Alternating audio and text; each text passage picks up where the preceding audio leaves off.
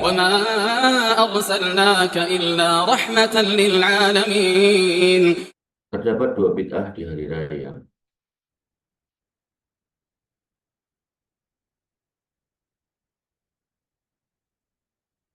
Tentu beliau sebelum memulai pembahasan, beliau memuji Allah Subhanahu wa Ta'ala, bersolawat dan salam ya, kepada Nabi Muhammad SAW, warganya dan para sahabatnya, yang mana mereka adalah orang-orang yang terbaik. Amma ba'du, maka kita ahlu sunnah mengenal Asyura adalah hari puasa pada tanggal 10 Muharram. Ini yang kemarin kita sudah bahas. Yang pahalanya adalah menghapus dosa setahun yang lalu. Sebagaimana athar atau hadis yang Nabi Muhammad SAW sudah jelaskan. Namun, qadarullah, ternyata yang namanya Asyura juga bertepatan dengan mati syahidnya Husain radhiyallahu anhu. Ini tentu sebuah musibah besar, meski kalah besar dengan terbunuhnya Ali, Utsman, Umar radhiyallahu anhu. Artinya terbunuhnya Khulafaur Rasyidin yang tiga ini itu juga sebuah kondisi yang menyedihkan, dan lebih sedih lagi di sini ada Husain radhiyallahu anhu dan juga meninggal. Maka dalam hal ini ada dua kelompok yang menyimpang dari sunnah.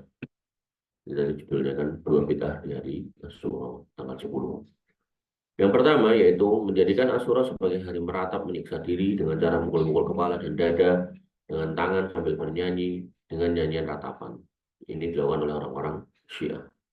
Atau dengan memukul punggung dengan rantai dan pedang. Jadi dia bikin kayak cambuk dari rantai, disabet-sabet gitu. Dan melukai kepala dengan pisau atau pedang. Ini bahkan dilakukan ke anak-anak, anak kecil. Anak kecil bahkan dilutuk ya. Kemudian sampai berdarah, kalau dipukul biar darah banyak mengalir dan biar pahalanya besar. Jadi begitu udah netes gitu kan, sak garis itu netes, keplak-keplak saya, blok gitu.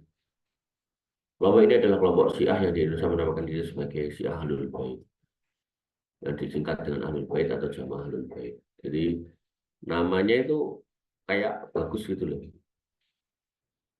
Syiah dengan golongan Ahlul Bait, golongan pecinta dari Ahlul Bait, seolah-olah kayak bagus. Tapi apalah arti sebuah nama kalau hakikatnya nggak demikian. Sama dengan anak. Kita namakan anak kita misal Muhammad, atau kita namakan anak kita Abu Bakar, atau kita namakan anak kita Umar gitu. Tapi nggak pernah kita ajari agama. Ya akhirnya apalah arti nama Muhammad, Abu Bakar dan Umar.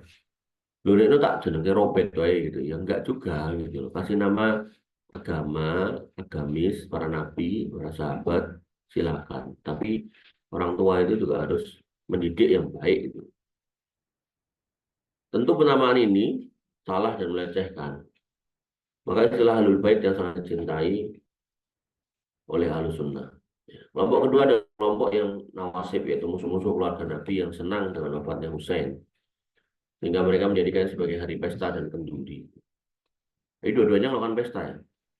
Yang satu pesta karena sedih kok pesta ya, iya. Makanya orang tuh ada yang nggak paham.